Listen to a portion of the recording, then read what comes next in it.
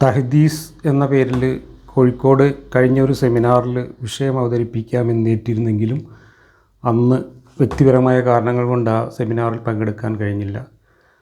ആ വിഷയത്തെക്കുറിച്ച് കുറച്ച് കാര്യങ്ങൾ സംസാരിക്കാനാണ് ഇന്ന് ഈ വീഡിയോ ചെയ്യുന്നത്. തഹദീസ് എന്ന് പറഞ്ഞാൽ മോഡേണൈസേഷൻ എന്നാണ് അർത്ഥം. ഇസ്ലാം മതത്തിലും മുസ്ലിം സമൂഹത്തിലും ഉണ്ടായിക്കൊണ്ടിരിക്കുന്ന ആധുനികവൽക്കരണത്തിൻ്റെ മാറ്റങ്ങളെക്കുറിച്ചാണ് ഞാൻ പറയാൻ ഉദ്ദേശിക്കുന്നത്. ഇന്ന് ഏറ്റവും പുതിയ ചില വാർത്തകൾ നമ്മൾ സോഷ്യൽ മീഡിയയിലൊക്കെ കണ്ടു.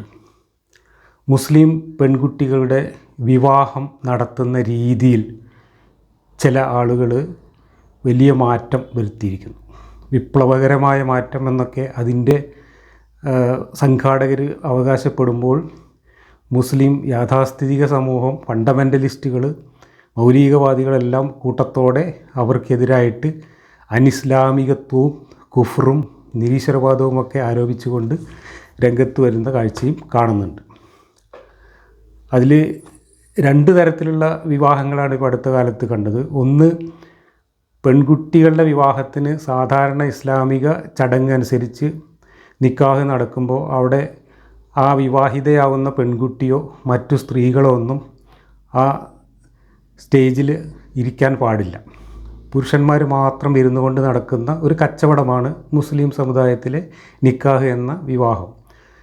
കെട്ടുന്ന ചെറുക്കനും കെട്ടിച്ചു കൊടുക്കുന്ന പിതാവ് അല്ലെങ്കിൽ ഒരു പുരുഷനായ വലിയ ഇവർ രണ്ടുപേരും കൈ പിടിച്ചിട്ട് ഒരു കാർമ്മികൻ്റെ നേതൃത്വത്തിൽ നിങ്ങളുടെ മകളെ ഞാൻ ഇത്ര മഹറിന് പകരം വാങ്ങി അല്ലെങ്കിൽ സ്വീകരിച്ചു എന്ന് പറയുകയും എൻ്റെ മകളെ ഞാൻ ഇത്ര രൂപയ്ക്ക് അല്ലെങ്കിൽ ഇത്ര മഹറിന് ഞാൻ നിനക്ക് തന്നു എന്ന് പറയുകയും ചെയ്യുന്ന തനി ഒരു കച്ചവടമാണ്. ആ പണ്ട് കാലത്ത് ഒട്ടകങ്ങളെയൊക്കെ വിൽക്കുമ്പോൾ അറബികൾ ചെയ്തിരുന്ന അതേ കാര്യം തന്നെയാണ്. വാമൊഴിയായിട്ട് വിൽപ്പന നടത്തുക. അപ്പോൾ വിൽക്കപ്പെടുന്ന ഉരുവിന് ആ കച്ചവടത്തിൽ യാതൊരു പങ്കുമില്ല. അതിനെ ദൂരെ എവിടെയെങ്കിലും കെട്ടിയിട്ടുണ്ടാവും. അതിനൊക്കെ കണ്ട് കച്ചവടം ഉറപ്പിച്ച് വന്നിട്ട് കച്ചവടം നടക്കുന്നിടത്ത് ഈ വാങ്ങുന്നതും വിൽക്കുന്നതും രണ്ട് പുരുഷന്മാർ തമ്മിലാണ് ഇടപാട്.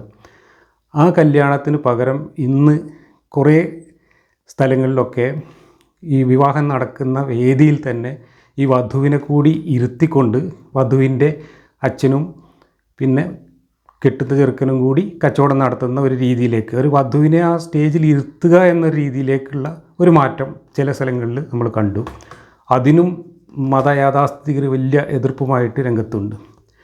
ഏറ്റവും പുതിയ ഇപ്പോൾ ഒരാഴ്ച മുമ്പ് നടന്ന മറ്റൊരു വിവാഹത്തിൽ വധുവും വരനും കൂടെ മുഖാമുഖം ഇരുന്നിട്ട് വധുവിൻ്റെ അച്ഛൻ കാർമ്മികത്വം വഹിച്ചുകൊണ്ട് നേരിട്ട് ഇവർ രണ്ടുപേരും പരസ്പരം മൊഴിഞ്ഞുകൊണ്ട് നിക്കാഹ് നടത്തുന്നത്. അതായത് വധുവും വരനും നേരിട്ട് പരസ്പരം കല്യാണം കഴിക്കുക, അതിന് വധുവിൻ്റെ അച്ഛൻ കാർമ്മികത്വം വഹിക്കുക എന്ന രീതിയിലൊരു കല്യാണം നടന്നു. ആ കല്യാണത്തെക്കുറിച്ചും ഇവിടുത്തെ സുന്നി സലഫി പണ്ഡിതന്മാരൊക്കെ വലിയ എതിർപ്പ്, അവർ ഇസ്ലാമെന്ന് പുറത്തു പോയി എന്ന മട്ടിലുള്ള എതിർപ്പുകളുമായിട്ട് രംഗത്ത് വന്നു. അത് ഷിയാക്കളുടെ കല്യാണമാണ്, അത് ഇവിടെ നമ്മുടെ മുസ്ലിങ്ങളുടെ അല്ല, അത് ബിദ്അത്താണ് എന്നൊക്കെ പറഞ്ഞുകൊണ്ടുള്ള വലിയ വിമർശനങ്ങളൊക്കെ വന്നു. എന്തായാലും അത്തരം വിവാഹങ്ങൾക്ക് ഇന്ന് സമൂഹത്തിൽ വലിയൊരു വിഭാഗം ആളുകളുടെ പിന്തുണയും പ്രോത്സാഹനവും ഉണ്ട് എന്നത് ഒരു മാറ്റത്തിൻ്റെ സൂചനയാണ്. അങ്ങനെ പെണ്ണിനെ വേദിയിലിരുത്തിയത് കൊണ്ട് വലിയ മാറ്റം വരുമെന്ന് ചോദിച്ചാൽ അതൊക്കെ മാറ്റത്തിൻ്റെ ഓരോ സ്റ്റെപ്പായിട്ട് തന്നെയാണ് നമ്മൾ കാണുന്നത്. അതുപോലെ തന്നെ കുറേ മുസ്ലിം ദമ്പതികൾ, നേരത്തെ മതപരമായി വിവാഹം ചെയ്ത ആളുകൾ, കുട്ടികളും മക്കളൊക്കെ ഉള്ള പ്രായമായ ആളുകൾ ഉൾപ്പെടെ ഇന്ന് രജിസ്റ്റർ ഓഫീസുകളിൽ പോയിട്ട് സ്പെഷ്യൽ മാരേജ് ആക്ട് അനുസരിച്ച് അവരുടെ വിവാഹം രജിസ്റ്റർ ചെയ്യുന്നതും നിത്യവാർത്തയായിട്ട് വരുന്നു. ഇനിയിപ്പോൾ നമ്മളേതെങ്കിലും രജിസ്റ്റർ ഓഫീസിൽ പോയി നോക്കിയാൽ അവിടെയൊക്കെ ഇത്തരത്തിലുള്ള വിവാഹങ്ങളുടെ നോട്ടീസ് നിങ്ങൾക്ക് കാണാൻ പറ്റും. ഇതിന് കാരണം പെൺകുട്ടികളോട് ഇസ്ലാമിലെ അനന്തരാവകാശ നിയമം ഉൾപ്പെടെയുള്ള നിയമങ്ങൾ കാണിക്കുന്ന കൊടിയ വിവേചനത്തിന് ഒരു പരിഹാരമായിട്ട്, ഒരു കുറുക്കു വഴിയായിട്ടാണ് ഈ സ്പെഷ്യൽ മാരേജ് ആക്ടിലേക്ക് മുസ്ലിം ദമ്പതികൾ മാറിക്കൊണ്ടിരിക്കുന്നത്. ഇതും ഈ സമുദായത്തിൽ നടന്നുകൊണ്ടിരിക്കുന്ന മാറ്റങ്ങളുടെ ഒരു നല്ല സൂചനയായിട്ടാണ് ഞാൻ കാണുന്നത്. ഇതൊക്കെ ഇപ്പോൾ നടന്നുകൊണ്ടിരിക്കുന്ന കാര്യങ്ങളാണ്. എന്നാൽ ഈ മാറ്റങ്ങൾ ഇപ്പോഴാണോ തുടങ്ങിയത്? അല്ല. ഇത്തരത്തിലുള്ള മാറ്റങ്ങൾ വളരെ മുമ്പ് തന്നെ ഈ സമുദായത്തിൽ ചെറിയ തോതിൽ പടിപടിയായി ആരംഭിച്ചിട്ടുണ്ട്.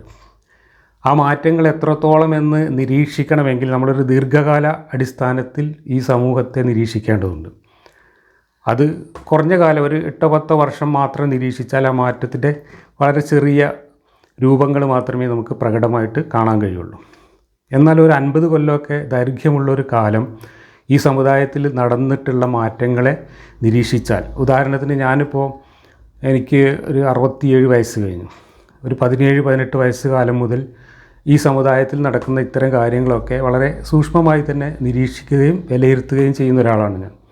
ആ നിലയ്ക്ക് ഈ 50 കൊല്ലത്തെ കേരളത്തിലെ മുസ്ലിം സമൂഹത്തിലുണ്ടായിട്ടുള്ള മാറ്റങ്ങളെക്കുറിച്ച്, അത് പോസിറ്റീവായിട്ടുള്ള മുന്നോട്ടുള്ള മാറ്റവും അതിനിടക്ക് പിന്നോട്ടുണ്ടായിട്ടുള്ള മാറ്റവും, ഈ 2 മാറ്റങ്ങളെയും ഞാൻ നിരീക്ഷിച്ചിട്ടുണ്ട്. അതിൽ പിന്നോട്ടുള്ള മാറ്റങ്ങളെക്കുറിച്ച് നമ്മൾ ഒരുപാട് മുമ്പ് ചർച്ച ചെയ്തിട്ടുള്ളതാണ്. മുന്നോട്ടുള്ള ചില മാറ്റങ്ങളുടെ ചില ഉദാഹരണങ്ങളാണ് എൻ്റെ അനുഭവത്തിൽ നിന്ന്, എൻ്റെ ഓർമ്മയിൽ നിന്ന് എടുത്ത് ഞാൻ പറയാൻ ഉദ്ദേശിക്കുന്നത്. ഇന്നിപ്പോൾ നടക്കുന്ന ഈ പെൺകുട്ടികളുടെ മുന്നേറ്റം വിദ്യാഭ്യാസ കാര്യത്തിലും വിവാഹ കാര്യത്തിലും തൊഴിലിൻ്റെ കാര്യത്തിലും സ്വാതന്ത്ര്യത്തിൻ്റെ കാര്യത്തിലൊക്കെ ഇന്ന് മുസ്ലിം പെൺകുട്ടികളിൽ കാണുന്ന ഒരു പുരോഗമനാത്മകമായ നിലപാടുണ്ട്. ആ നിലപാടിന് ഒരു ചരിത്രമുണ്ട്. മുസ്ലിം പെൺകുട്ടികൾ ഇന്ന് വലിയ തോതിൽ വിദ്യാഭ്യാസപരമായിട്ട് പുരോഗതി കൈവരിച്ചിട്ടുണ്ട്. ഞാനൊക്കെ ഒരു അധ്യാപകനായിട്ടൊക്കെ ഈ മലപ്പുറം ജില്ലയിൽ ജോലിക്ക് വരുന്ന കാലത്ത് സ്കൂളുകളിലെ ക്ലാസ് മുറികളിൽ പഠിക്കാൻ വരുന്ന പെൺകുട്ടികളുടെ എണ്ണം വളരെ കുറവായിരുന്നു.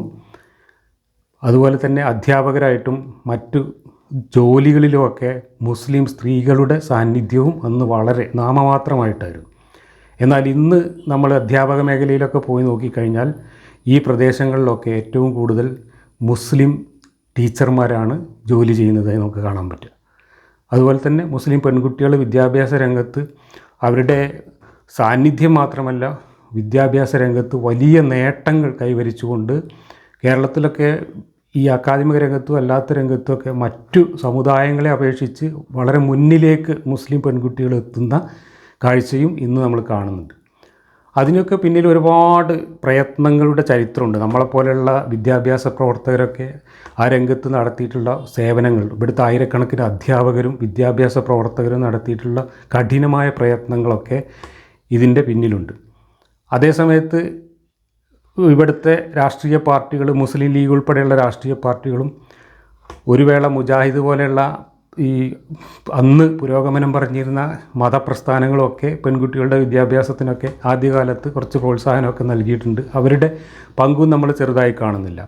അതോടൊപ്പം തന്നെ ഇവിടുത്തെ വിദ്യാഭ്യാസ രംഗത്ത് പ്രവർത്തിച്ചിട്ടുള്ള ഒരുപാട് ആളുകളുടെ കൂട്ടായ പ്രവർത്തനത്തിൻ്റെയൊക്കെ ഒരു റിസൾട്ടാണ് ഇന്ന് മുസ്ലിം പെൺകുട്ടികളുടെ കാര്യത്തിൽ നമ്മളിന്ന് കാണുന്ന ഈ മുന്നേറ്റത്തിൻ്റെ അടിസ്ഥാന ഹേതു എന്ന് പറയുന്നത്. ഈ മുന്നേറ്റത്തിനോടൊപ്പം മുസ്ലിം യാഥാസ്ഥിതികരെ ബേജാറാക്കുന്ന കാര്യങ്ങളാണ് നേരത്തെ പറഞ്ഞ കാര്യങ്ങൾ. അതേപോലെ തന്നെ ഇന്നിപ്പോൾ വരുന്ന റിപ്പോർട്ട്, ഞാൻ കഴിഞ്ഞൊരു വീഡിയോയിൽ പറഞ്ഞതുപോലെ മുസ്ലിം പെൺകുട്ടികൾ പഠിക്കാൻ ആഗ്രഹിക്കുന്നു, തൊഴിൽ ചെയ്യാൻ ആഗ്രഹിക്കുന്നു, സ്വതന്ത്രരായി ജീവിക്കാൻ ആഗ്രഹിക്കുന്നു. അതുകൊണ്ട് തന്നെ മതബോധമുള്ള നിസ്കാരത്തഴമ്പുള്ള ചെറുപ്പക്കാരെ വിവാഹം ചെയ്യാൻ അവർ ഇഷ്ടപ്പെടുന്നില്ല. പൊതുവേ പെൺകുട്ടികൾ കേരളത്തിൽ വിവാഹ മാർക്കറ്റിൽ നിന്ന് പിന്തിരിഞ്ഞുകൊണ്ടിരിക്കുകയാണ്. അതിന് കാരണം കേരളത്തിൽ നിലനിൽക്കുന്ന ഈ പാട്രിയാർക്കിയൽ വ്യവസ്ഥയ്ക്ക് കീഴിൽ ഒരു പെണ്ണ് കല്യാണം കഴിക്കുന്നതോടുകൂടി ആ ഭർത്താവിൻ്റെ വീട്ടിലെ വെറും ഒരു ജോലിക്കാരിയോ അടിമയോ ആയി മാറുന്നു എന്ന യാഥാർത്ഥ്യം വിദ്യാഭ്യാസമുള്ള ചിന്തിക്കുന്ന പുതിയ തലമുറയിൽപ്പെട്ട പെൺകുട്ടികളൊക്കെ തിരിച്ചറിഞ്ഞു തുടങ്ങിയിരിക്കുന്നു. അക്കാര്യത്തിൽ മുസ്ലിം സമൂഹം മറ്റു സമൂഹങ്ങളെക്കാൾ കുറേ കൂടി പിന്നിലാണ് എന്ന കാര്യം മുസ്ലിം പെൺകുട്ടികൾ തിരിച്ചറിയുന്നുണ്ട്. അപ്പോൾ വിദ്യാഭ്യാസം നേടിയ കുട്ടികൾ സ്വതന്ത്രരായി ചിന്തിക്കുകയും ജീവിതത്തിന് പുതിയ കാഴ്ചപ്പാടുകൾ നൽകുകയും ഒക്കെ ചെയ്യുന്നത് യാഥാസ്ഥിതികരെ ബേജാറാക്കുന്നു എന്നത് വളരെ സ്വാഭാവികമാണ്. പണ്ട് കാലത്ത് വിദ്യാഭ്യാസം തന്നെ ഹറാമായിരുന്നു മുസ്ലിം പെൺകുട്ടികൾക്ക്, പ്രത്യേകിച്ച് ആൺകുട്ടികളുടെയും വിദ്യാഭ്യാസത്തെ ഒട്ടും പ്രോത്സാഹിപ്പിച്ചിരുന്നില്ല. ഇംഗ്ലീഷ് പഠിക്കുന്നത് നരകത്തിലെ ഭാഷയാണ് എന്ന് പറഞ്ഞുകൊണ്ട് പൊതുവിദ്യാഭ്യാസത്തിൽ നിന്ന് ആൺകുട്ടികളെ തന്നെ പിന്തിരിപ്പിച്ചിരുന്നൊരു കാലം. അന്ന് മതവിദ്യാഭ്യാസം മാത്രം മതി മുസ്ലിങ്ങൾക്ക് എന്നതായിരുന്നു മത നേതാക്കന്മാരുടെയും മത സംഘടനകളുടെയും ഒക്കെ പൊതുനിലപാട്. പെൺകുട്ടികളെ അക്ഷരം പഠിപ്പിക്കുന്നത് തന്നെ ഹറാമാണ് എന്ന് പറയുന്ന ഫത്വകളൊക്കെ, അച്ചടിച്ച ഫത്വകളൊക്കെ ഇന്നും സോഷ്യൽ മീഡിയയിൽ പറന്നു കിടക്കുന്നത് നിങ്ങൾ കണ്ടിട്ടുണ്ടാവും. ഇന്ന് അതേ സമസ്ത പോലുള്ള സംഘടനയുടെ തലപ്പത്തുള്ള ആളുകൾ ഇന്ന് പറയുന്നത് പെൺകുട്ടികൾക്ക് വിദ്യാഭ്യാസമൊക്കെ കൊടുക്കണം, പക്ഷേ അതിർവരമ്പുകൾ വേണമെന്നാണ്. ഈ പെൺകുട്ടികളുടെ ചുറ്റും ഈ മതം കെട്ടിപ്പൊക്കുന്ന അതിർവരമ്പുകളെയാണ് ഇന്ന് മുസ്ലിം പെൺകുട്ടികൾ കലാലയങ്ങളുടെ മുറ്റത്തൊക്കെ വെച്ചിട്ട് ചവിട്ടി മതിക്കുന്നത്. ഓണക്കാലത്തൊക്കെ സെറ്റ് സാരി ഉടുത്തുകൊണ്ട് നൂറുകണക്കിന് മുസ്ലിം പെൺകുട്ടികൾ തിരുവാതിര ചവിട്ടുകളി കളിക്കുമ്പോൾ ഇവർ ചുറ്റും പണിത് വെച്ചിട്ടുള്ള ഈ വരമ്പുകളാണ് അവർ തട്ടിമാറ്റിക്കൊണ്ടിരിക്കുന്നത്. ആ ഒരു മാറ്റം ഇന്ന് വളരെ പ്രകടമായിട്ട് പുതിയ തലമുറയിൽ കാണുന്നു. ആദ്യകാലത്ത് പെൺകുട്ടികൾ വിദ്യാഭ്യാസത്തിന് പുറത്തിറങ്ങുന്നതിൻ്റെ അപകടങ്ങൾ പല സന്ദർഭങ്ങളിലും ഈ മതയാഥാസ്ഥിതികർ സമുദായത്തെ ബോധവൽക്കരിച്ചുകൊണ്ടിരുന്നു. എന്തെങ്കിലും പെൺകുട്ടികളുമായി ബന്ധപ്പെട്ട എന്തെങ്കിലും ഒരു വാർത്ത വന്നു കഴിഞ്ഞാൽ ആ വാർത്തയൊക്കെ ഈ കുട്ടികൾ പഠിക്കാൻ പോയതുകൊണ്ട് അവർക്ക് പുറത്തിറങ്ങേണ്ടി വന്നതുകൊണ്ടുണ്ടായ ദുരന്തമാണ് എന്ന രീതിയിൽ ചിത്രീകരിച്ചിരുന്നു. ഞാൻ എൻ്റെ ഓർമ്മയിലുള്ള ഒരു പഴയ സംഭവം പറയാം. ഒരു 10-40 വർഷങ്ങൾക്ക് മുമ്പാണ്. അന്ന് കോഴിക്കോട് പന്നിയങ്കര എന്ന് പറഞ്ഞ സ്ഥലത്തൊരു വലിയ സംഭവം നടന്നു. അതൊന്ന് വലിയ വാർത്തയായിരുന്നു. ഇന്ന് അത്തരം വാർത്തകളൊന്നും അത്ര വലിയ വാർത്തയാവാറില്ല, കാരണം അതൊക്കെ പതിവ് പോലെ വാർത്തകളായി വരുന്നതുകൊണ്ട്. അന്ന് പന്നിയങ്കരയിൽ നടന്നത് ഒരു 16 വയസ്സോ മറ്റോ പ്രായമുള്ള 10ാം ക്ലാസ്സിൽ പഠിക്കുന്ന ഒരു മുസ്ലിം പെൺകുട്ടി, സുലൈഖ എന്നായിരുന്നു ആ പെൺകുട്ടിയുടെ പേര്. ആ പെൺകുട്ടിയെ രവി എന്ന പേരുള്ള ഒരു ഹിന്ദു ചെറുപ്പക്കാരൻ പ്രണയിച്ച് പുറകെ കൂടി. പക്ഷേ ആ പെൺകുട്ടി അവൻ്റെ പ്രണയം നിരസിച്ചു. അതിൻ്റെ പേരിൽ പന്നിയങ്കരയിൽ നടു റോട്ടിലിട്ടിട്ട് ആ പെൺകുട്ടിയെ ഈ രവി എന്ന് പറയുന്ന ചെറുപ്പക്കാരൻ കുത്തി കൊലപ്പെടുത്തി. ഒരുപാട് കുത്തുകൾ കുത്തി കൊലപ്പെടുത്തിയ ശേഷം അവൻ ആ പെൺകുട്ടിയുടെ മൃതദേഹത്തിന് മുകളിൽ കെട്ടിപ്പിടിച്ച് കമിഴ്ന്ന് കിടന്നു. പോലീസൊക്കെ വന്ന് അവനെ പിടിച്ച് വലിച്ചു മാറ്റുന്നത് വരെയും മൃതദേഹത്തിൽ കെട്ടിപ്പിടിച്ച് കിടന്നു. ഇത് അന്നത്തെ കാലത്തൊരു വളരെ സെൻസിറ്റീവായിട്ടുള്ളൊരു വാർത്തയായിട്ട് അന്നത്തെ മാധ്യമങ്ങളൊക്കെ വലിയ ആഘോഷമാക്കി മാറ്റുകയും അത് പിന്നീട് ദീർഘകാലം കേരളം ചർച്ച ചെയ്യുകയും ചെയ്ത ഒരു കേസായിരുന്നു ഈ സുലൈഖ വധം എന്ന് പറയുന്ന കേസ്. ആ സംഭവം നടന്ന സമയത്ത് ഞാൻ ഒരുപാട് മതപ്രസംഗങ്ങൾ നേരിട്ട് കേട്ടതാണ്. സുലൈഖ എന്ന പെൺകുട്ടി 10ാം ക്ലാസ് വരെ സ്കൂളിൽ പഠിക്കാൻ പോയതുകൊണ്ടാണ് അങ്ങനെ ഒരു ദുരന്തമുണ്ടായത്. അതുകൊണ്ട് മുസ്ലിം സമൂഹമേ, നിങ്ങൾ പെൺകുട്ടികളെ അടക്കി ഒതുക്കി വീട്ടിലിരുത്തൂ എന്ന ആഹ്വാനമാണ് അന്ന് മതപണ്ഡിതന്മാർ പലരും തെരുവിലിറങ്ങി മൈക്ക് കെട്ടി പ്രസംഗിച്ചത്. ഇതായിരുന്നു ആ ഒരു കാലഘട്ടത്തിലെ അവസ്ഥ. എന്നാൽ ഇന്ന് അതൊക്കെ മാറി. ഇന്ന് പെൺകുട്ടികളുടെ വിദ്യാഭ്യാസത്തിൻ്റെയൊക്കെ ക്രെഡിറ്റ് ഇസ്ലാമിനും മുസ്ലിം മതസംഘടനകൾക്കുമാണ് എന്ന രീതിയിൽ കാര്യങ്ങളെ തകിടം മറിച്ചുകൊണ്ട് വന്ന മാറ്റങ്ങളെ തന്നെ ഇസ്ലാമിൻ്റെ അക്കൗണ്ടിൽ വരുത്താനുള്ള ശ്രമമാണ് പല കാര്യങ്ങളിലും ഇന്ന് നടന്നുകൊണ്ടിരിക്കുന്നത്. ഒരു കാലത്ത് ബിദ്അത്ത് എന്ന് പറഞ്ഞുകൊണ്ട് എന്തൊരു പുതിയ മോഡേണൈസേഷൻ്റെ ഒരു ലക്ഷണം, എന്തെങ്കിലും ഒരു പരിഷ്കാരം കണ്ടു കഴിഞ്ഞാൽ അതിനൊക്കെ ബിദ്അത്ത് എന്ന് പറഞ്ഞുകൊണ്ട്, ബിദ്അത്ത് എന്ന് പറഞ്ഞാൽ മതം പഠിപ്പിച്ച കാര്യങ്ങളിൽ നിന്നുള്ള തെറ്റായ വ്യതിയാനങ്ങൾ എന്നാണ് അതിൻ്റെ സാങ്കേതികമായിട്ടുള്ള ആശയം.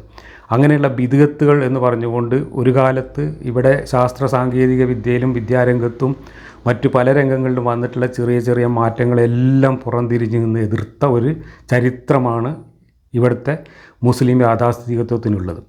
ഉദാഹരണങ്ങൾ നിരവധി, പറഞ്ഞാൽ തീരാത്തത്ര ഉദാഹരണങ്ങൾ. ചെറിയൊന്ന് 2 ഉദാഹരണങ്ങൾ ഞാൻ പറയാം. ഇപ്പോൾ പെൺകുട്ടികളുടെ വിദ്യാഭ്യാസത്തെക്കുറിച്ച് തന്നെ പറയുമ്പോൾ പെൺകുട്ടികൾക്ക് എഴുത്ത് പഠിക്കാൻ പാടില്ല എന്ന ആ ഒരു ചട്ടമായിരുന്നു ഉണ്ടായിരുന്നത്. മതപഠനത്തിന് പോലും അവർ എഴുത്ത് കുട്ടികളെ പഠിപ്പിച്ചിരുന്നില്ല. പെൺകുട്ടികൾക്ക് മാത്രം ഓറലായിട്ട് മതം പഠിപ്പിക്കുകയും അവരുടെ പരീക്ഷയൊക്കെ ഓറലായിട്ട് നടത്തുകയും ആൺകുട്ടികൾക്ക് എഴുത്ത് പരീക്ഷ നടത്തുന്ന ഒരു രീതിയാണ് ഞാനൊക്കെ മദ്രസയിൽ പഠിച്ചിരുന്ന കാലത്ത് ഉണ്ടായിരുന്നത്.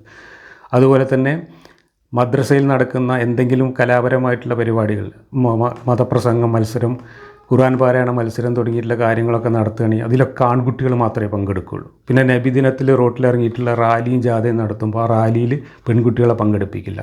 ആൺകുട്ടികൾ ഇങ്ങനെ കൊടിയൊക്കെ പിടിച്ച് തക്ബീറും വിളിച്ച് ജാഥ പോകുമ്പോൾ പെൺകുട്ടികളെല്ലാം അവരുടെ വീടിൻ്റെ ഉമ്മറത്ത് റോട്ടിലേക്ക് നോക്കിയിട്ട് നിൽക്കുന്ന ഒരു കാഴ്ചയാണെന്നൊക്കെ കണ്ടിരുന്നു.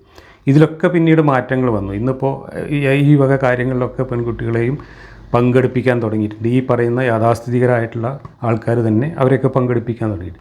അപ്പോൾ ഇങ്ങനെയുള്ള മാറ്റങ്ങളൊക്കെ വരുമ്പോൾ ആദ്യം ആരെങ്കിലും മാറ്റങ്ങൾ നടപ്പിലാക്കിയാൽ അവരുടെ മേലിൽ ഈ ബിദ്അത്ത് ആരോപിക്കുകയും അവർ അനിസ്ലാമികമായി പ്രവർത്തിക്കുന്നു എന്ന് പറഞ്ഞ് വലിയ കുറ്റപ്പെടുത്തൽ ചെയ്തിരുന്ന ആളുകൾ പിന്നീട് പതുക്കെ ആ ഒരു വഴിയിലേക്ക് തന്നെ വരുന്നതാണ് നമ്മൾ കാണുന്നത്. മറ്റൊരു രസകരമായ ഉദാഹരണം ഉച്ചഭാഷിണി മതപ്രസംഗത്തിനും പള്ളിയിൽ ബാങ്ക് കൊടുക്കാനൊക്കെ ഇപ്പോൾ ഒന്ന് വ്യാപകമായി ഉപയോഗിക്കുന്നത് നമുക്കറിയാം. പക്ഷേ ആദ്യകാലത്ത് ഈ ഉച്ചഭാഷിണി രംഗത്ത് വന്ന സമയത്ത് അത് ബിദ്അത്താണ് എന്ന് പറഞ്ഞുകൊണ്ട് വലിയ തോതിലുള്ള എതിർപ്പുകൾ, പള്ളിയിൽ നിന്ന് ബാങ്ക് വിളിക്കുന്നതിന് പോലും ഈ ഉച്ചഭാഷിണി ഉപയോഗിക്കാൻ പാടില്ല എന്നായിരുന്നു മതയാഥാസ്ഥിതികരുടെ നിലപാട്. അക്കാലത്ത് എൻ്റെയൊക്കെ കുട്ടിക്കാലത്ത് പള്ളിയിൽ നിന്ന് ബാങ്ക് കൊടുത്താൽ നമ്മളെയൊന്നും വീട്ടിലേക്ക് ബാങ്ക് കേൾക്കില്ല. കാരണം എൻ്റെ വീട്ടിൽ നിന്ന് ഞങ്ങളുടെ മഹല്ലിലെ പള്ളിയിലേക്ക് 2 കിലോമീറ്റർ ദൂരമുണ്ട്. ഈ 2 കിലോമീറ്റർ അപ്പുറത്തെ പള്ളിയിൽ നിന്ന് വായ കൊണ്ട് ബാങ്ക് കൊടുത്താൽ ഞങ്ങളുടെ വീട്ടിലേക്കൊന്നും കേൾക്കില്ല. പക്ഷേ അങ്ങനെ ദൂരേക്ക് ഈ ബാങ്കിൻ്റെ സമയം അറിയിക്കാൻ വേണ്ടി അന്ന് വേറൊരു സംവിധാനം ഉണ്ടായിരുന്നു. ബാങ്ക് വിളിക്കുന്നതിൻ്റെ തൊട്ട് മുമ്പ് ഒരു ചെണ്ട കൊട്ടും. അത് ഈ കരിമ്പനയുടെയൊക്കെ മൂട് വെട്ടിയിട്ട് കൂന്താണിയുടെ ആകൃതിയിലുണ്ടാക്കി തുറന്നിട്ട് അതിനകത്ത് തോല് വെച്ച് കെട്ടിയിട്ടുള്ള ഒരു ചെണ്ടയുണ്ട്. നഗാര എന്നായിരുന്നു അതിൻ്റെ പേര്. ആ ചെണ്ടയിൽ ഇങ്ങനെ ഉറക്കെ കൊട്ടിക്കഴിഞ്ഞാൽ 2-3 കിലോമീറ്റർ ദൂരേക്ക് ഈ ചെണ്ട കൊട്ട് കേൾക്കും. അപ്പോൾ അന്നൊക്കെ നമ്മൾ മഗ്‌രിബിക്ക് ബാങ്ക് കൊടുത്തു, അസറിന് ബാങ്ക് കൊടുത്തു എന്നല്ല പറയുന്നത്, മഗ്‌രിബിക്ക് മുട്ടി, അസറിന് മുട്ടി എന്നാണ് പറയുക. അതുപോലെ നോമ്പ് തുറക്കാനൊക്കെ നോമ്പ് തുറന്നോളിയും പള്ളിക്കെന്ന് മുട്ടി എന്നാണ് പറയുക. അപ്പോൾ ഈ മുട്ട് കേട്ടിട്ടാണ് സമയം അറിഞ്ഞിരുന്നത്, നിസ്കാരത്തിൻ്റെ നോമ്പിൻ്റെയൊക്കെ സമയം. അതുപോലെ പെരുന്നാൾ അറിയിക്കാനൊക്കെ മുട്ടായിരുന്നു. ആ മുട്ട് ബിദ്അത്താണ് എന്ന് പറയുന്ന ഒരു വിഭാഗമുണ്ട്. അവരാണ് പിന്നീട് മുട്ട് മാറ്റിയിട്ട് മൈക്ക് ഉപയോഗിക്കാം എന്നുള്ള രീതിയിലേക്ക് വന്നത്. പിന്നെ മൈക്ക് ഉപയോഗിച്ച് തുടങ്ങിയപ്പോൾ ഓരോ പള്ളിയിൽ നിന്നും വന്ന് ഇന്നിപ്പോൾ 1 കിലോമീറ്റർ ചുറ്റളവിൽ തന്നെ 10-15 പള്ളികളുണ്ടാവും. ആ പള്ളി മിനാരത്തു നിന്നെല്ലാം കുറുക്കൻ ഓരിയിടുന്നത് പോലെ കൂട്ടബാങ്ക് വിളിക്കും. കൂടെ ചില നാട്ടിൻപുറങ്ങളിലൊക്കെ ഈ പട്ടികളും ഇത് കേട്ടിട്ട് കൂട്ടബാങ്ക് വിളിക്കുന്ന കോമഡിയൊക്കെ കാണാറുണ്ട്. ഞങ്ങളുടെ നാട്ടിൽ അങ്ങനെ സ്ഥിരമായി ബാങ്ക് വിളിച്ചിരുന്ന ഒരു പട്ടിയെ നാട്ടുകാർ തല്ലിക്കൊന്ന അനുഭവം എനിക്കുണ്ട്. അപ്പോൾ അങ്ങനെ കൂട്ടബാങ്ക് മൈക്കിലൂടെ വിളിക്കുന്ന ഒരു അവസ്ഥയിലേക്ക് ഇന്ന് ഈ മൈക്ക് എന്ന ബിദ്അത്ത് മാറി. അതുപോലെ തന്നെ മതപ്രസംഗത്തിന് മൈക്ക് ഉപയോഗിക്കുന്നതിനും ആദ്യം എതിർപ്പുണ്ടായിരുന്നു. മാമുക്കോയ പറയുന്നൊരു അനുഭവമുണ്ട്. മാമുക്കോയ അവർക്ക് ഇതേമാതിരി ഒരു മൊലിയാർ ഒരു മത ചടങ്ങിലേക്ക് വണ്ടിയിൽ വന്നിറങ്ങി, ബസ്സിലോ കാറിലോ വന്നിറങ്ങിയിട്ട് അവിടെ ചെന്നിട്ട് ഈ മൈക്ക് വെച്ചതിനെ കുറ്റം പറഞ്ഞു. അപ്പോൾ മാമുക്കോയ ചെന്നിട്ട് നിങ്ങളെങ്ങനെയാണ് വന്നത് എന്ന് ചോദിച്ചു. അപ്പോൾ ഞാൻ ബസ്സിനാണ് വന്നത്. അപ്പോൾ നിങ്ങൾക്ക് ഒട്ടകത്തിൻ്റെ പുറത്ത് വന്നാൽ പോരെ എന്ന് മാമുക്കോയ അയാളോട് ചോദിച്ചു. എന്ന് മാമുക്കോയ വളരെ തമാശയായിട്ട് ഒരു ഇതിൽ പറയുന്നത് ഞാൻ കേട്ടിട്ടുണ്ട്. അപ്പോൾ അങ്ങനെ പലരും ചോദ്യം ചെയ്തതിൻ്റെയും ഇതിൻ്റെയൊക്കെ യുക്തിയെ ചോദ്യം ചെയ്തതിൻ്റെ അടിസ്ഥാനത്തിൽ പതുക്കെ ഇതെല്ലാം അവർ ഉപയോഗിക്കാൻ തുടങ്ങി. അതിലെ ബിദ്അത്തൊക്കെ പറന്നുപോയി. അതുപോലെ ഫോട്ടോ എടുക്കുന്നത് ഹറാമായിരുന്നു. എൻ്റെയൊക്കെ കുട്ടിക്കാലത്ത് ഞാൻ ഓർക്കുന്നുണ്ട്. ഫോട്ടോ എടുക്കുന്നതും ചിത്രം വരയ്ക്കുന്നതും ഒക്കെ ഹറാമാണ്. അതിനൊക്കെ പ്രമാണമുണ്ട് ഇസ്ലാമിൽ. ജീവനുള്ള ഒരു വസ്തുവിൻ്റെ ചിത്രം വരച്ചാൽ മരിച്ചു എന്നാൽ നമ്മൾ ജീവൻ കൊടുക്കോളം നമ്മളെ മലക്കുകൾ പീഡിപ്പിക്കും എന്ന് പറയുന്ന സഹീഹായ ബുഖാരി ഹദീസ് ഉണ്ട്. അതനുസരിച്ച് ഫോട്ടോ എടുക്കുന്നതും ഹറാമാണ് എന്നായിരുന്നു പറഞ്ഞിരുന്നത്. പിന്നീട് ഹജ്ജിന് പോകാനൊക്കെ പാസ്പോർട്ട് നിർബന്ധമാവുകയും പാസ്പോർട്ടിന് ഒരു ഫോട്ടോ നിർബന്ധമാവുകയും ചെയ്തപ്പോൾ പറഞ്ഞു അത് കഴുത്തിന് മുകളിലേക്കുള്ള ചെറിയ ഫോട്ടോ, ഹാഫ് ഫോട്ടോ ആണെങ്കിൽ കുഴപ്പമില്ല, പാസ്പോർട്ടിന് ഫോട്ടോ എടുക്കുന്നത് ഹറാമല്ല, ബിദ്അത്തല്ല എന്ന് പറഞ്ഞുകൊണ്ട് അതിന് അനുവാദം കൊടുത്തു. അത് കഴിഞ്ഞ് പിന്നെ എല്ലാത്തരം ഫോട്ടോകളും വന്നു. ഇന്നിപ്പോൾ ഫോട്ടോ പോയിട്ട് വീഡിയോ ചിത്രങ്ങളും സിനിമയും ഉപയോഗിച്ചിട്ടാണ് മതപ്രസംഗം നടത്തുന്ന മൗലവിമാരുടെയൊക്കെ ഫുൾ സൈസ് കട്ടൗട്ട് വെച്ചിട്ടാണ് ഇന്ന് അതിന് പ്രചാരണം നടത്തുന്നത്. അപ്പോൾ ഒരു കാലത്ത് ജീവനുള്ള ഒരു മനുഷ്യൻ്റെ ചിത്രം, ഫോട്ടോ ആയാലും ചിത്രം വരച്ചതായാലും ഹറാമാണ് എന്ന് പ്രമാണങ്ങൾ ഉദ്ധരിച്ചുകൊണ്ട് പറഞ്ഞിരുന്ന ആളുകൾക്ക് ആ ഹറാമും ബിദ്അത്തും ഒക്കെ പോയി ഇന്ന് സിനിമ നിർമ്മിച്ചുകൊണ്ടും വീഡിയോ നിർമ്മിച്ചുകൊണ്ടും യൂട്യൂബിലിരുന്നു കൊണ്ടും ഒക്കെയാണ് ഇന്ന് മതം പ്രചരിപ്പിക്കുന്നത്. അപ്പോൾ ബിദ്അത്തൊക്കെ പോയിട്ട് ഈ ഒരു കോലത്തിലേക്ക് മാറി. അതോടുകൂടി അതിലൊന്നും ഒരു പ്രശ്നമില്ല എന്ന രീതിയിൽ സമൂഹം അതിനെയൊക്കെ അക്സെപ്റ്റ് ചെയ്തു. ആദ്യകാലത്ത് ടി വി വന്ന സമയത്ത് ഏതെങ്കിലും മുസ്ലിം വീടുകളിൽ ടി വിയുടെ ആൻറ്റിനയൊക്കെ കണ്ടു കഴിഞ്ഞാൽ ആ മുസ്ലിം വീട്ടിലേക്ക് ഒരു മതപണ്ഡിതൻ ഒരു കാര്യത്തിന് മൗലൂദ് ഓതാനോ കല്യാണത്തിന് നിക്കാഹിനോ ഒന്നും വരില്ലായിരുന്നു. അവിടെ നിന്ന് പ്രതിഷേധിച്ചിറങ്ങിപ്പോയ എത്രയോ സംഭവങ്ങളുണ്ട്. പിന്നീട് പാണക്കാട് തങ്ങളൊക്കെ അദ്ദേഹത്തിൻ്റെ വീട്ടിൽ തന്നെ ഈ ആൻറ്റിനെയും ഡിഷ് ആൻറ്റിനെയും ഒക്കെ വെച്ച് കഴിഞ്ഞപ്പോൾ എന്നാൽ പിന്നെ ആവാം എന്നുള്ളവർക്ക് കുറേശ്ശെ ടി വിയൊക്കെ ഹലാലായി തുടങ്ങി. ഇന്നിപ്പോൾ ടി വി ഇല്ലാത്ത മുസ്ലിം വീടുകളില്ല. ആ ബിദ്അത്തും അങ്ങനെ ഹലാലായി. സിനിമയുടെ കാര്യം ഞാൻ പറഞ്ഞു. ഇന്നിപ്പോൾ സിനിമ നിർമ്മിച്ചുകൊണ്ടാണ് ജമാഅത്തെ ഇസ്ലാമിക്കാരൊക്കെ മതപ്രചാരണം നടത്തുന്നത്. അതുപോലെ പലിശ ഹറാമാണ് എന്നതായിരുന്നു വലിയൊരു പ്രശ്നം. ബാങ്കുകൾ വരികയും ഗ്രാമീണ ബാങ്കുകളിൽ നിന്നൊക്കെ ഈ കൃഷിക്കാർക്ക് ലോൺ കൊടുക്കുകയും ചെയ്തപ്പോൾ ഈ മുസ്ലിം കൃഷിക്കാർ അവിടെ പോയി ലോൺ വാങ്ങാൻ പാടില്ല, പലിശ ഹറാമാണെന്ന് പറഞ്ഞുകൊണ്ട് ഈ കൃഷിക്കാരെ അതിൽ നിന്ന് പിന്തിരിപ്പിക്കുകയും അങ്ങനെ സാമ്പത്തികമായി പോലും ഈ സമൂഹത്തെ പിന്നോട്ട് നയിക്കുകയും ചെയ്ത അനുഭവമുണ്ട്. ഇന്നിപ്പോൾ പലിശ ഇടപാടുകളുള്ള ബാങ്കുകളുടെ ഡയറക്ടർമാരായിട്ടും പ്രസിഡൻറ്റുമാരായിട്ടും അതിൻ്റെ ജില്ലാതലത്തിലും സംസ്ഥാന തലത്തിലുമുള്ള മേധാവികളായിട്ടൊക്കെ മുസ്ലിം ലീഗിൻ്റെ മൂല്യന്മാരും തങ്ങന്മാരും ഒക്കെ വരുന്നുണ്ട്. ഇന്നിപ്പോൾ പലിശ ആർക്കും പ്രശ്നമല്ല, എല്ലാ പലിശ ഇടപാടും എല്ലാവരും നടത്തുന്നു. വയന്ന് പറയുമ്പോൾ എപ്പോഴും പലിശ ഹറാമാണ് എന്ന് പറയുകയും ചെയ്യും. അതുപോലെ തന്നെ വസ്ത്രധാരണത്തിൻ്റെയൊക്കെ കാര്യത്തിൽ എൻ്റെയൊക്കെ കുട്ടിക്കാലത്ത് കൃത്യമായിട്ട് ഒരു പ്രോട്ടോക്കോൾ ഉണ്ടായിരുന്നു. മുസ്ലിം കുട്ടികൾ മുടി വെട്ടാൻ പാടില്ല, മൊട്ടയടിക്കണം. കാരണം മുടി വെട്ടുന്നത് ഹിന്ദുക്കളുടെ രീതിയാണ്, ഹിന്ദുക്കൾ ചെയ്യുന്നതിൻ്റെ നേരെ വിപരീതം ചെയ്യണം എന്നായിരുന്നു.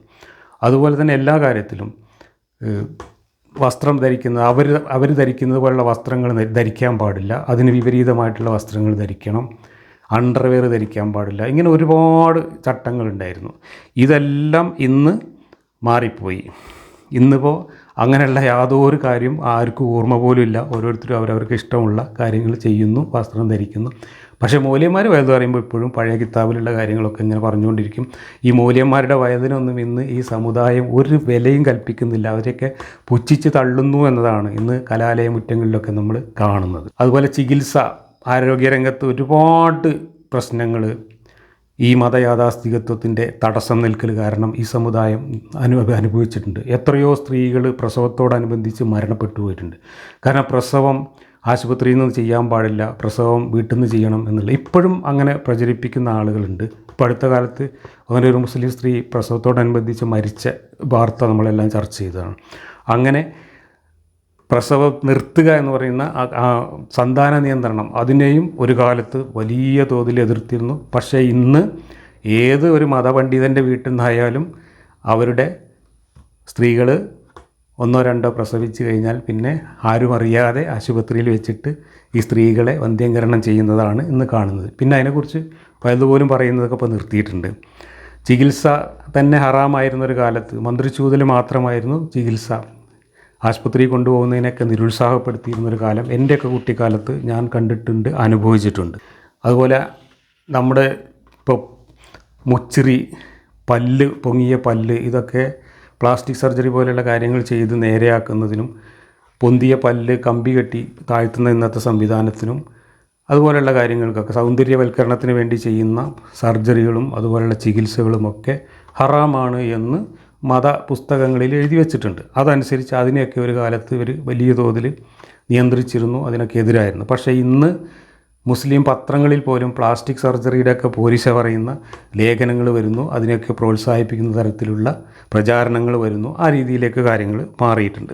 നോമ്പിൻ്റെയൊക്കെ കാലത്ത് ഞങ്ങളുടെയൊക്കെ നാട്ടിൽ ഒരു സമ്പ്രദായം ഉണ്ടായിരുന്നു. ആരെങ്കിലും വല്ല ചായക്കടയിലും കയറി ചായ കുടിക്കുക, ഭക്ഷണം കഴിക്കുക ചെയ്താൽ അത് പുറത്തുനിന്ന് വന്ന ആൾക്കാരായാലും അവർ മുസ്ലിമാണോ അല്ലേ എന്ന് പോലും നോക്കാതെ അവരെ കൂക്കി വിളിക്കുകയും ചെണ്ട കൊട്ടുകയും കഴുത്തിൽ ചെരുപ്പ് മാല അണിയിക്കുകയും ഒക്കെ ചെയ്തുകൊണ്ട് അവഹേളിച്ച് വിടുന്ന ഒരു സംഘം തന്നെ ഈ നോമ്പ് കാലത്ത് പ്രവർത്തിച്ചിരുന്നു. പിന്നീട് നമ്മുടെയൊക്കെ നാട്ടിൽ തന്നെ അവിടുത്തെ ആളുകളിൽ തന്നെ കുറച്ച് ചിന്തിക്കുന്ന ആളുകളൊക്കെ ശക്തമായി അതിനെ എതിർക്കുകയും, ഇപ്പോൾ എൻ്റെ നാട്ടിലുണ്ടായൊരു സംഭവം എന്ന് വെച്ചാൽ ഒരു മുസ്ലിം അല്ലാത്ത ഒരാളെ അത് രീതിയിൽ നോമ്പ് കാലത്ത് മുസ്ലിമാണെന്ന് തെറ്റിദ്ധരിച്ചിട്ട് ചെണ്ട കൊട്ടി അവഹേളിച്ചു. ആ സമ്പ്രദായത്തെക്കുറിച്ച് അവിടെ ഒരു വർഗീയമായിട്ടുള്ള ഒരു ധ്രുവീകരണം പോലെയൊക്കെ വന്ന സമയത്ത് അവിടുത്തെ പുരോഗമനവാദികളായിട്ടുള്ള രാഷ്ട്രീയക്കാരും മറ്റും പറഞ്ഞ് ഇനി മേലാൽ ഈ നാട്ടിൽ ഇങ്ങനത്തെ പരിപാടി പാടില്ല എന്ന് പറഞ്ഞ് അന്ന് നിർത്തിവെച്ചതാണ്. ഇത് നാട്ടുമ്പുറങ്ങളിലൊക്കെ ആ കാലത്തുണ്ടായിരുന്നു. അതിൽ നിന്നൊക്കെ ഇന്ന് ഈ സമൂഹം പിന്തിരിഞ്ഞു പോയിട്ടുണ്ട്. കാരണം കുറച്ചും കൂടെയൊക്കെ ഒരു ജനാധിപത്യ ബോധവും കുറച്ചും കൂടെയൊക്കെ ഒരു മനുഷ്യത്വപരമായിട്ടുള്ള ചിന്തകളും ഈ സമുദായത്തിലും ചെറിയ തോതിൽ വളർന്നു വന്നിട്ടുണ്ട്. വിദ്യാഭ്യാസവും അതുപോലെ തന്നെ അതിൻ്റെ ഒപ്പം വളർന്നു വരുന്ന സ്വതന്ത്ര ചിന്താശീലവുമൊക്കെ ഇങ്ങനെയുള്ള ഒരുപാട് ദുശീലങ്ങളിൽ നിന്ന് ഈ സമൂഹത്തെ നല്ല വഴിയിലേക്ക് നയിച്ചുകൊണ്ടിരിക്കുന്നു എന്നുള്ളതാണ് ഒരു കാര്യം.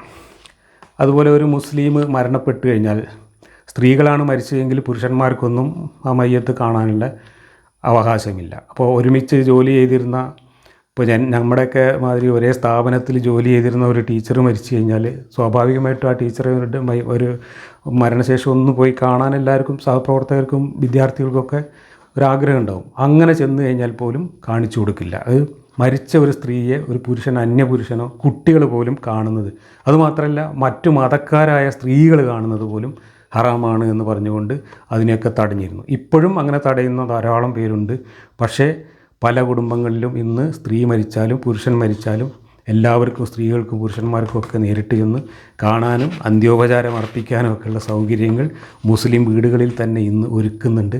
അവിടെ വന്നുപെടുന്ന ഏതെങ്കിലും മത നേതാക്കന്മാരോ അല്ലെങ്കിൽ ആ കുടുംബത്തിലുള്ള ഏതെങ്കിലും യാഥാസ്ഥികരോ അതിനൊക്കെ എതിർത്താൽ പോലും അവരെയൊക്കെ ഒതുക്കി നിർത്തിക്കൊണ്ട് ആ രീതിയിലുള്ള കാര്യങ്ങളൊക്കെ ഇന്ന് മുസ്ലിം സമൂഹത്തിൽ നടക്കുന്നുണ്ട്. അപ്പോൾ ഒരു ബഹുസ്വര സമൂഹത്തിൽ കുറേ കൂടിയൊക്കെ മര്യാദകൾ പാലിക്കാനും അതനുസരിച്ച് ജീവിതത്തിൻ്റെ ഇത്തരത്തിലുള്ള യാഥാസ്ഥിതിക മനോഭാവങ്ങളും പഴയകാലത്തെ കാലഹരണപ്പെട്ട ചിട്ടകളുമൊക്കെ പതുക്കെ ഈ സമുദായത്തിനകത്തും മാറി വരുന്നു എന്നതാണ് ഞാൻ ഈ പറഞ്ഞതിൻ്റെ അർത്ഥം. ഖുർആൻ മലയാളത്തിൽ പരിഭാഷപ്പെടുത്തുന്നത് വലിയ ഹറാമായിരുന്നു ഒരു കാലത്ത്. അങ്ങനെ CN അഹമ്മദ് മൗലവിയാണ് ആ കാര്യത്തിലൊരു വിപ്ലവം നടത്തിയത്. ആ CN അഹമ്മദ് മൗലവിയെ കാഫിറാക്കുകയും അദ്ദേഹത്തിനെതിരായിട്ട് അധിക്ഷേപങ്ങൾ വർഷിക്കുകയും പലതരത്തിൽ അദ്ദേഹത്തെ ഉപദ്രവിക്കുകയും ചെയ്തിട്ടുണ്ട് ഈ യാഥാസ്ഥിതിക സമൂഹം.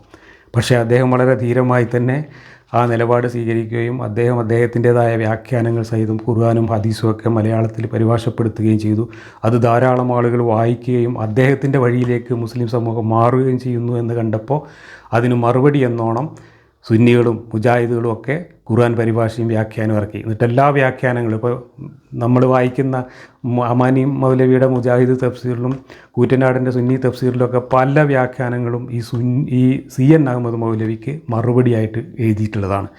അപ്പോൾ അതിൻ്റെ അപകടം മനസ്സിലാക്കിയപ്പോൾ ഇവരൊരു കാലത്ത് ഹറാമാണെന്ന് പറഞ്ഞിരുന്ന പരിഭാഷയും വ്യാഖ്യാനവും ഒക്കെ മലയാളത്തിൽ ഇറക്കി. അങ്ങനെ ആ ബിദ്അത്തും ബിദ്അത്തല്ലാതായി മാറി. ഖുർആൻ ബ്ലാക്ക് ബോർഡിൽ ചോക്ക് കൊണ്ട് എഴുതാൻ പാടില്ല ഖുർആനിലെ വാക്യങ്ങൾ എന്നായിരുന്നു ആദ്യകാലത്ത്. കാരണം അത് പിന്നെ മായ്ക്കുമ്പോൾ ആ ഖുർആൻ എഴുതിയത് പൊടി താഴെ വീഴുകയും അത് ചവിട്ടുകയും ചെയ്യുമ്പോൾ അത് ഖുർആനെ അവഹേളിക്കലാണ് എന്ന് പറഞ്ഞുകൊണ്ട് ബോർഡിലൊന്നും എഴുതാൻ പോലും പാടുണ്ടായിരുന്നില്ല. അതുപോലെ ഖുർആൻ എഴുതിയ കടലാസ് കഷ്ണങ്ങളൊക്കെ ഒന്നും ചെയ്യാൻ പാടുണ്ടായിരുന്നില്ല. എന്ത് ചെയ്താലും അത് അവഹേളിക്കലാണ് എന്ന് പറഞ്ഞുകൊണ്ട് അതിനെയൊക്കെ പെട്ടിയിലാക്കിയിട്ടും കവറിലാക്കിയിട്ടും സൂക്ഷിച്ചു വെച്ചിരുന്നു. എൻ്റെ വീട്ടിൽ പോലും ഖുർആൻ എഴുതിയ ഒരു പാഠപുസ്തകത്തിലൊക്കെ ഖുർആൻ ഉണ്ടാവും, അറബി പുസ്തകത്തിലൊക്കെ ഖുർആൻ അത് അങ്ങനെയുള്ള പേജുകളൊക്കെ കയറി നാശമായാൽ പോലും അത് കത്തിച്ച് കളയോ അല്ലെങ്കിൽ വലിച്ചെറിയോ ഒന്നും ചെയ്യാൻ പാടില്ല എന്ന് പറഞ്ഞുകൊണ്ട് പെട്ടിയിലാക്കി സൂക്ഷിച്ചിരുന്ന അനുഭവമുണ്ട്. ഇതൊക്കെ ഇന്ന് പരിഹാസ്യമായ കാര്യങ്ങളായിട്ട് സമൂഹം മനസ്സിലാക്കി തുടങ്ങി. ഇന്നിപ്പോൾ അവിടെ നിന്നൊക്കെ പോയിട്ട് വലിയ കോമഡികളാണ് നമ്മൾ കാണുന്നത്. ഇന്ന് ഇത്തരം ബിദ്അത്തുകളൊക്കെ വന്നതിനെ ഇസ്ലാമിൻ്റെ ഗ്ലോറിഫിക്കേഷനായിട്ട് നുണ പറഞ്ഞ് അതിനെയൊക്കെ ഇസ്ലാമിൻ്റെ ക്രെഡിറ്റിലേക്ക് കൊണ്ടുവരുന്ന ഒരു പ്രവണതയാണ് ഇന്ന് ആധുനിക കാലത്ത് നടന്നുകൊണ്ടിരിക്കുന്നത്. ഒരു കാലത്ത് ബിദ്അത്ത് എന്ന് പറഞ്ഞുകൊണ്ടും ഹറാം എന്ന് പറഞ്ഞുകൊണ്ടും എതിർക്കുകയും അതിനൊക്കെ ശ്രമിച്ച ആളുകൾ അധിക്ഷേപിക്കുകയും ചെയ്തവർ ഇന്ന് അവരെയൊക്കെ ഇസ്ലാമിൻ്റെ മഹാന്മാരായിട്ടുള്ള നവോത്ഥാന നായകരാക്കി അവരെയൊക്കെ ഹൈജാക്ക് ചെയ്തുകൊണ്ട് അതൊക്കെ ഞങ്ങളുടെ മതത്തിൻ്റെയും ഞങ്ങളുടെ സംഘടനയുടെയും പോരിശയാണ് എന്ന രീതിയിൽ നുണ പറയാൻ തുടങ്ങിയിട്ടുണ്ട്. പള്ളികളിൽ നിസ്കരിക്കാൻ വരാത്ത കുട്ടികളെ നിസ്കരിപ്പിക്കാൻ വേണ്ടിയിട്ട് കുട്ടികൾക്ക് അവിടെ ക്യാരംസ് ബോർഡ് വെച്ച് കൊടുക്കുക, അവിടെ സൈക്കിൾ വാങ്ങിക്കൊടുക്കുക തുടങ്ങിയിട്ടുള്ള വിനോദ കേന്ദ്രങ്ങളായിട്ട് പള്ളികളെ മാറ്റുന്ന നിലപാടുകൾ പോലും ഇന്ന് പല പള്ളികളിലും നടക്കുന്നു. കാരണം അല്ലാതെ ആളെ കിട്ടുന്നില്ല. അപ്പോൾ അതുപോലെ തന്നെ മുസ്ലിം പെൺകുട്ടികളുടെ ഈ വിവാഹക്കാരിയൊക്കെ വന്ന് ഈ കുട്ടികൾ വിവാഹത്തിൽ നിന്ന് പിന്തിരിയുന്നു എന്ന് വന്നപ്പോഴാണ് വിവാഹത്തിലേക്ക് മാറ്റങ്ങൾ വേണം എന്ന് ഇവർ ആലോചിച്ച് തുടങ്ങിയത്. അതുപോലെ തന്നെ കുട്ടികൾക്ക് പള്ളിയിൽ വരാനും നിസ്കരിക്കാനും അവർക്ക് പള്ളിയിൽ എന്തെങ്കിലുമൊക്കെ പ്രോത്സാഹനം കൊടുക്കണം. അതിന് വേണ്ടിയിട്ട് പള്ളിയിൽ വരുന്ന കുട്ടികൾക്ക് സൈക്കിൾ സമ്മാനം കൊടുക്കുക, അവർക്ക് പള്ളിയിൽ തന്നെ എന്തെങ്കിലുമൊക്കെ വിനോദത്തിനുള്ള സൗകര്യം ചെയ്തു കൊടുക്കുക. ഇതൊക്കെയാണ് ഇന്ന് നമ്മൾ കണ്ടുകൊണ്ടിരിക്കുന്ന കോമഡികൾ. ഇതൊക്കെ ഹറാമും ബിദ്അത്തുമാണ് എന്ന് പറഞ്ഞുകൊണ്ട് ഒരു കാലത്ത് ഇവരെല്ലാം തടസ്സപ്പെടുത്തിയിരുന്ന കാര്യങ്ങളാണ്. ഇന്നിപ്പോൾ അതൊക്കെ ഇങ്ങനെ പതുക്കെ വന്നുകൊണ്ടിരിക്കുന്നു. കാരണം പിടിച്ചു നിൽക്കണമെങ്കിൽ അത്തരത്തിലുള്ള ഒരുപാട് ചെപ്പടി വിദ്യകൾ ആവശ്യമാണ് എന്ന് തിരിച്ചറിഞ്ഞതുകൊണ്ടാണ് ഇത്തരത്തിലുള്ള മാറ്റങ്ങൾ ഇവർ ചെയ്തുകൊണ്ടിരിക്കുന്നത്. എന്തായാലും ഇത്തരം മാറ്റങ്ങൾ തന്നെയാണ് ഒരു മതത്തിൽ സംഭവിച്ചു കൊണ്ടിരിക്കുന്ന മോഡേണൈസേഷൻ എന്ന് പറയുന്നത്. ഈ മോഡേണൈസേഷൻ പക്ഷേ മതവുമായി എത്രത്തോളം ബന്ധമുണ്ട്? ഇസ്ലാമിൻ്റെ കാര്യത്തിൽ ഉറപ്പിച്ച് പറയാൻ പറ്റും, ഈ മോഡേണൈസേഷനിൽ വരുന്ന ഈ മാറ്റങ്ങളൊന്നും തന്നെ ഇസ്ലാമുമായി ഒരു ബന്ധവുമില്ലാത്ത കാര്യങ്ങളാണ്. ഇസ്ലാം അതിൻ്റെ യാഥാസ്ഥിതികർ പറയുന്നത് പോലെ തന്നെ ഇതിനൊക്കെ എതിരാണ് എന്നുള്ളതാണ് ഇസ്ലാമിൻ്റെ പ്രമാണങ്ങൾ. ഇവിടെ അതിന് വേണ്ടിയിട്ട് പ്രമാണങ്ങളെ തന്നെ തള്ളുക എന്നൊരു കലാപരിപാടിയിലേക്ക് മതസംരക്ഷകർ മാറിയിട്ടുണ്ട്. അങ്ങനെ പ്രമാണങ്ങൾ സഹീഹല്ല, അത് ഒതൻറ്റിക്കല്ല എന്നൊക്കെയുള്ള നുണകൾ പറഞ്ഞുകൊണ്ട് ഇന്ന് അതിനെയൊക്കെ ആക്സെപ്റ്റ് ചെയ്യുന്നതാണ് നമ്മൾ കാണുന്നത്. അതുപോലെ തന്നെ ഇസ്ലാമിനെക്കുറിച്ച് എടുത്താൽ പൊങ്ങാത്ത അവകാശവാദങ്ങൾ ഉന്നയിക്കുകയും ആ അവകാശവാദങ്ങളൊക്കെ പൊള്ളയാണ് എന്ന് ഇന്ന് ലോകം മുഴുവൻ തെളിയിക്കപ്പെടുകയും ചെയ്തിട്ടുണ്ട്. അത്തരം നുണവർച്ചിലുകളൊക്കെ ഇപ്പോൾ കുറേശ്ശെ കുറഞ്ഞു വരുന്നുണ്ട്. അതിലേറ്റവും വലിയൊരു നുണയായിരുന്നു ഇസ്ലാം സമാധാനത്തിൻ്റെ മതമാണ് എന്നൊരു നുണ. അതിന്ന് ലോകമാകെ പൊളിഞ്ഞ് പാളീസായിട്ടുള്ളൊരു നുണയാണ്. ഇസ്ലാം എന്താണ് എന്ന് ഇസ്ലാമിൻ്റെ പ്രമാണങ്ങളിലൂടെ മനസ്സിലാക്കിയവർക്കൊക്കെ അറിയാം, സമാധാനവും ഇസ്ലാമും തമ്മിലുള്ള ബന്ധം നേർവിപരീത ബന്ധമാണെന്ന്. അതുപോലെ ഖുർആൻ വള്ളി വ്യത്യാസമില്ലാതെ ലോകാവസാനം വരെ ഒരേ ഖുർആനാണ് ലോകത്തെല്ലായിടത്തും ഉള്ളത് എന്നൊരു തള്ള് ഇവർ കുറേ കാലം പ്രചരിപ്പിച്ചിരുന്നു. പക്ഷേ ഇന്ന് അത് പൊളിഞ്ഞ് പാളീസായി. അതുപോലെ ശാസ്ത്രം, ബിരിയാണിക്കുള്ളിൽ ചിക്കൻ പീസൊക്കെ ഒളിപ്പിച്ച് വെച്ച മാതിരി ഖുർആൻ നിറയെ ശാസ്ത്രം ഒളിപ്പിച്ച് വെച്ചിരിക്കുകയാണെന്നുള്ള ഒരു വലിയ നുണ കഴിഞ്ഞ 19 വർഷമായിട്ട് ലോകം മുഴുവൻ ഇവർ പ്രചരിപ്പിച്ചു. മറ്റുള്ള ആൾക്കാരെ ആകർഷിക്കാൻ വേണ്ടി, പ്രത്യേകിച്ച് പാശ്ചാത്യ ലോകത്തുള്ള ആളുകളെയൊക്കെ ഇസ്ലാമിലേക്ക് ആകർഷിക്കാൻ വേണ്ടിയിട്ട് വളരെ ബോധപൂർവം ഒരു പ്രോജക്റ്റിൻ്റെ ഭാഗമായി തയ്യാറാക്കിയതായിരുന്നു ഈ നുണ. ആ നുണയും ഇന്ന് പൊളിഞ്ഞ് പാളീസായിട്ടുണ്ട്. അതുപോലെയുള്ള നിരവധി നുണകൾ ഇവർ പ്രചരിപ്പിച്ചുകൊണ്ടിരിക്കുന്നു. അതിലുള്ള ഒരു നുണയാണ് ഇപ്പോൾ ഈ അടുത്ത ദിവസം നമ്മൾക്കെതിരെ പരദൂഷണം പറയാൻ വേണ്ടി കൂടിയ ചെറുപ്പക്കാരിരുന്നുകൊണ്ട് ഒരു വലിയ നുണ. ഞാൻ ഏതോ ഒരു 12 വർഷം മുമ്പ് നടത്തിയൊരു പ്രഭാഷണത്തിൽ ഇസ്ലാമിക ലോകം ശാസ്ത്രത്തെ പ്രോത്സാഹിപ്പിക്കുകയല്ല നിരുത്സാഹപ്പെടുത്തുകയാണ് ചെയ്തിട്ടുള്ളത് എന്നും അതുകൊണ്ട് തന്നെ ഇസ്ലാം ശാസ്ത്രത്തെ എതിർത്തോ എന്ന് ചോദിച്ചാൽ എതിർത്തിട്ടില്ല. കാരണം ഇസ്ലാമിന് ശാസ്ത്രത്തിൻ്റെ വെളിച്ചം തന്നെ ഇസ്ലാമിക ലോകത്തേക്ക് എത്തി നോക്കിയിട്ടില്ല എന്ന് ഞാനൊരു പ്രസംഗത്തിൽ പറഞ്ഞിരുന്നു. അത് പെറുക്കിക്കൊണ്ടുവന്നിട്ട് ഇവർ പറയുകയാണ് ജബ്ബാർ മാഷക്ക് ശാസ്ത്രം എന്താണെന്നറിയില്ല, ഇസ്ലാമിൻ്റെ ചരിത്രം എന്താണെന്നറിയില്ല, ജബ്ബാർ മാഷ് പോയിട്ട് ഇസ്ലാമിക് ഗോൾഡൻ ഏജ് എന്ന് പറയുന്ന ചരിത്രം ഒന്ന് പഠിക്കണം എന്നൊക്കെ പറഞ്ഞിട്ട് നമ്മളെ ഇസ്ലാമിൻ്റെ ഗോൾഡൻ ഏജ് പഠിപ്പിക്കാൻ വന്നിട്ടുണ്ട്. ഇസ്ലാമിൻ്റെ ഗോൾഡൻ ഏജ് എന്താണ് എന്ന് പഠിക്കാനുള്ള ഒരു നേരിയ ശ്രമം നടത്തിയാൽ ആ പറഞ്ഞ വാദം എത്രത്തോളം വലിയ പൊള്ളയാണ് എന്ന് മനസ്സിലാവും. കാരണം ഇസ്ലാമിക് ഗോൾഡൻ ഏജ് എന്ന് പറയുന്നത് ഒരു നുണയാണ്. ഇസ്ലാമിക് ഗോൾഡൻ ഏജ് എന്ന് ആ ഒരു കാലഘട്ടത്തെ വിശേഷിപ്പിച്ചത് ഇസ്ലാമിൻ്റെ ആളുകളല്ല, പാശ്ചാത്യരാണ്. കാരണം പാശ്ചാത്യരുടെ ദൃഷ്ടിയിൽ ഇസ്ലാമിൽ വന്നിട്ടുള്ള ഗുണപരമായിട്ടുള്ള മാറ്റങ്ങൾ ഇസ്ലാമിലല്ല വന്നത്, ആ കാലഘട്ടത്തിലെ മുസ്ലിം ഭരണാധികാരികളും അവരുടെ പ്രോത്സാഹനം കൊണ്ട് മുസ്ലിം സമൂഹത്തിലുണ്ടായിരുന്ന കുറേ ശാസ്ത്രചിന്തകരും തത്വചിന്തകരും വിജ്ഞാന കുതുകികളുമായിട്ടുള്ള കുറേ ആളുകൾ ഇസ്ലാമിന് ഒരു വിജ്ഞാനത്തിൻ്റെയും ശാസ്ത്രത്തിൻ്റെയും തത്വചിന്തയുടെയും ഒക്കെ ഒരു മുന്നോക്കം സൃഷ്ടിക്കുന്നതിന് പങ്കുവഹിച്ചിട്ടുണ്ട്. അത് ഇസ്ലാമിക ചരിത്രത്തിലെ ഒരു ഇസ്ലാം വിരുദ്ധ കാലഘട്ടത്തെയാണ് പ്രതിനിധീകരിക്കുന്നത്.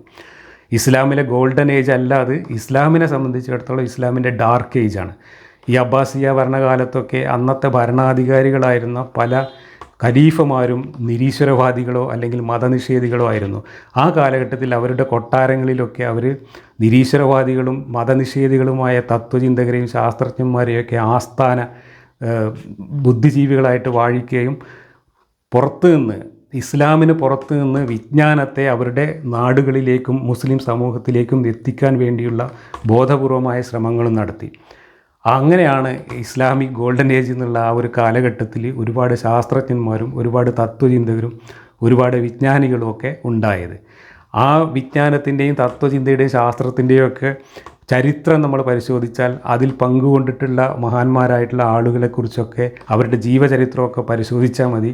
അവരൊന്നും ഇസ്ലാമുമായി പുലബന്ധമുണ്ടായിരുന്നില്ല എന്ന് മാത്രമല്ല, അവരൊക്കെ ഇസ്ലാമിൻ്റെ ശത്രുക്കളായി ആ കാലഘട്ടത്തിലെ യാഥാസ്ഥിതിക സമൂഹവും പിന്നീട് ഇസ്ലാമിന് റിവൈവലിസത്തിൻ്റെ കാലഘട്ടം വന്നപ്പോൾ ആ റിവൈവലിസ്റ്റുകളും ഒക്കെ അവരെ മതനിഷേധികളായിട്ടും നിരീശ്വരവാദികളായിട്ടാണ് ചരിത്രത്തിൽ മുദ്ര കുത്തിയിട്ടുള്ളത്.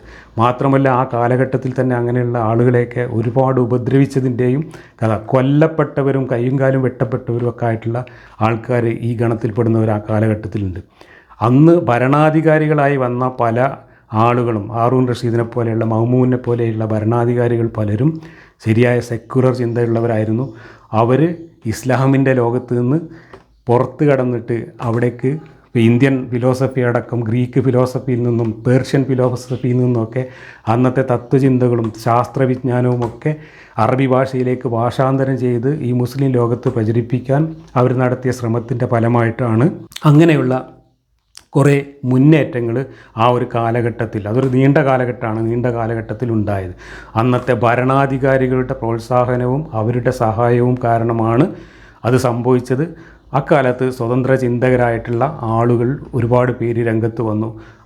ആരും തന്നെ അവരുടെ ചിന്തകൾക്കോ അവരുടെ പഠനങ്ങൾക്കോ ഏതെങ്കിലും ഖുർആൻ എടുത്ത് മറിച്ചു നോക്കിയതായിട്ടോ അതല്ലെങ്കിൽ ഇസ്ലാമിൻ്റെ ഏതെങ്കിലും പ്രമാണത്തിൽ മൈക്രോസ്കോപ്പ് വെച്ചിട്ട് എന്തെങ്കിലും ഒരു കണ്ടുപിടുത്തം നടത്തിയതായിട്ടോ ഈ ചരിത്രത്തിൽ നിങ്ങൾക്ക് കാണാൻ പറ്റില്ല.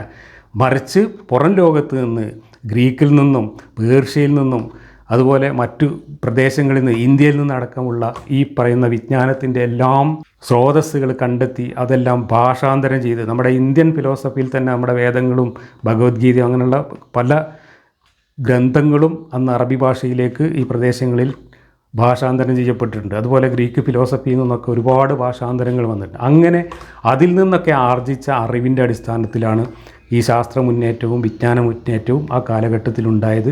അന്നത്തെ ഭരണാധികാരികൾ മതഭ്രാന്തരായിരുന്നില്ല കുറേ പേര് എന്നതുകൊണ്ടാണ് അങ്ങനെ ഒരു ഏജ്, ഗോൾഡൻ ഏജ് എന്ന് ഇന്ന് വിശേഷിപ്പിക്കുന്ന ഈ ഒരു സംഭവം ഇസ്ലാമിൻ്റെ മുസ്ലിം ചരിത്രത്തിൽ ഉണ്ടാകുന്നത്. ഇസ്ലാമുമായിട്ട് ഇസ്ലാമിക് ഗോൾഡൻ ഏജിന് എന്തെങ്കിലും ബന്ധമുണ്ടെങ്കിൽ അതിനെ ആ കാലത്തും പിന്നീടും എതിർത്ത ബന്ധം മാത്രമേ ഉള്ളൂ. ഇസ്ലാമുമായിട്ട് പുലബന്ധമില്ലാത്ത ഈ ഒരു കാര്യത്തെയാണെന്ന് ഇസ്ലാമിൻ്റെ ഗോൾഡൻ ഏജ് എന്ന് പറഞ്ഞുകൊണ്ട് നുണ പറഞ്ഞ ആളുകളെ തെറ്റിദ്ധരിപ്പിക്കുന്നത്. അതൊക്കെ സാമാന്യമായി മനസ്സിലാക്കിയത് കൊണ്ട് തന്നെയാണ് ഇസ്ലാമിക ലോകത്തേക്ക് ശാസ്ത്രം എത്തി നോക്കിയിട്ടില്ല എന്ന് പറയുന്നത്. മുസ്ലിം ലോകത്തേക്ക് എത്തി നോക്കിയിട്ടുണ്ട്. കാരണം മുസ്ലിം ലോകം കുറേ കാലം ഇസ്ലാമിന് പുറത്തായിരുന്നു എന്നതുകൊണ്ടാണ്. ആ കാലഘട്ടത്തിൽ എത്തി നോക്കി അതിൻ്റെ കുറേ ഗുണം മുസ്ലിം സമൂഹത്തിന് ലഭിച്ചിട്ടുണ്ട്. പാശ്ചാത്യ സമൂഹത്തിലേക്കും സംഭാവനകൾ നൽകാൻ അവർക്ക് കഴിഞ്ഞിട്ടുണ്ട്. പക്ഷേ ഇസ്ലാമും അതും തമ്മിൽ യാതൊരു ബന്ധവുമില്ല. പിന്നീട് ഇമാം ഗസാലിയുടെയൊക്കെ ഒരു കാലഘട്ടം മുതൽ ഇസ്ലാമിൽ സംഭവിച്ചത് റിവൈവലിസമാണ്. അത് ഇബ്നു തൈമിയ്യ, അതുപോലെ മുഹമ്മദ് ബിൻ അബ്ദുൽ വഹാബ് തുടങ്ങിയിട്ടുള്ള ഇന്നത്തെ ഈ സലഫി ഭീകര ഇസ്ലാമിലേക്കും 6-ാം നൂറ്റാണ്ടിലേക്ക് തിരിച്ചു കൊണ്ടുപോകണമെന്ന റിവൈവലിസത്തിലേക്കും ഇസ്ലാമിനെ തിരിച്ചു കൊണ്ടുവരികയും ഈ ഗോൾഡൻ ഏജിൻ്റെ എല്ലാ നേട്ടങ്ങളും ഇല്ലാതാക്കുകയും ചെയ്തതോടുകൂടിയാണ് ഇസ്ലാം വീണ്ടും ഇരുട്ടിലേക്ക് പോയത്.